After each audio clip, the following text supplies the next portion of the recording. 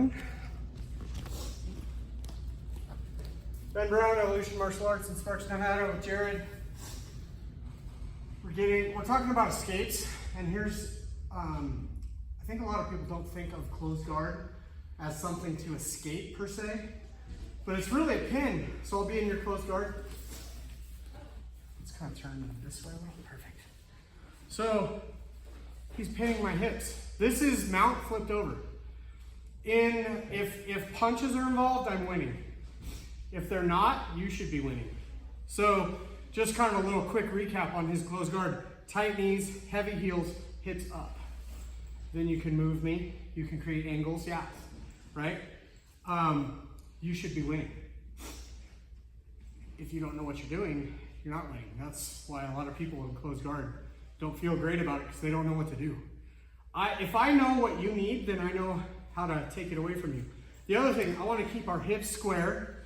I don't want your hips up, I want your hips down. When your hips are down on the ground, you can't do anything to me. It's weird, like that alone.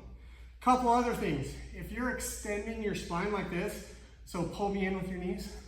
Oh, I'm sorry, pinched your arm right there. So you see how easy that was? I'm almost weightless. Now do it. All I did was change my spine from this to this. I'm rounding my spine like a Halloween cat. Trying to sink my center of gravity down and away from you. So what I see a lot of times is people do this, and they even start raising up like this. Now my center of gravity is at the edge of my own base. I'm doing your job for you. Second thing, I want to have control of your hips. So either one hand on each side like this, and I'm rounding my spine and I'm kind of looking up. This is my posture. This is hard for you to deal with. You have work to do before you can do anything to me. I really like this, where I take my forearm and I connect to his hip here. The downside of this is I am bringing my center of gravity forward a little bit, but I have complete control of your hips. I can augment it with this hand. I'm trying to keep your hips on the ground, and you fighting against that, because this isn't that much work for me, but it's doing a lot of work, right? I need to get out of your closed guard. There's nothing else to do. Don't think about submitting people when you're in their closed guard. There's a few like fancy, weird submissions. I do not recommend that for hobbyists like us, okay? You need to learn how to get out of this. And not with putting your elbows in their thighs. This is very BS white belt, and anybody who's good, this isn't gonna affect them, right? This is not how to get out. So I'm here. What you want to do is you want to move one of your knees out. I used to do this, where I would kind of raise up, put my knee in his tailbone, and then I'd always get my posture broken right there. They didn't understand what I was doing. I want to keep my posture, move a knee out, and then I'm going to slide this knee in your tailbone, and you see your guard's already breaking open. And I'm sitting back. So this knee in your tailbone is a wedge, meaning I can move and you can't follow. Now at this point, I'm thinking, pass the guard. It's a really good habit to bring that knee up into combat base. You cannot close your closed guard again. And now I have options for passing. The one I like from here, I pin the knee, which pins your hips. I knee slide through. I get this underhook, and I get my side control. So we just do that over and over in the class.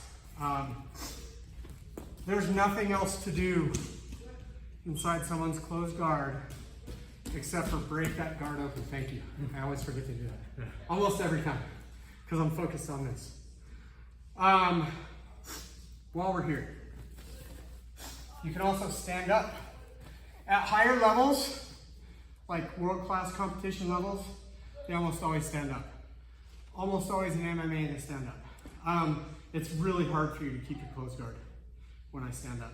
So again, I've seen people, they try to stand up by doing this, and then they're like, oh, but I keep getting pulled in. Side to side, again, posture, base, control the hips. I go side to side until I get light enough to get one of my feet up.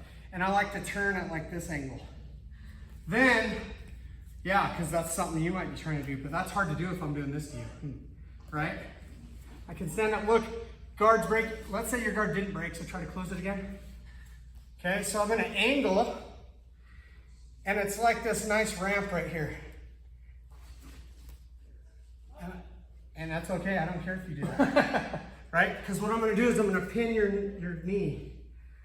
Now, a lot of times, what happens is we kind of end up like this. I like this folding pass. I go here, I reach across, I pressure in. If I want to be mean, I shove your knee on your face, which you're flexible enough for that, but I am not. I pressure in, bring it over, get my side control, okay? So I'm always thinking, the second I break open your guard, I gotta pass your guard.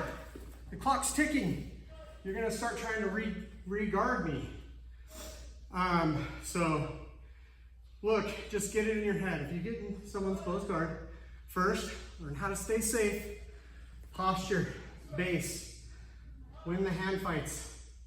Get out, pass guard, pin, expose, attack. That's offense. Yep.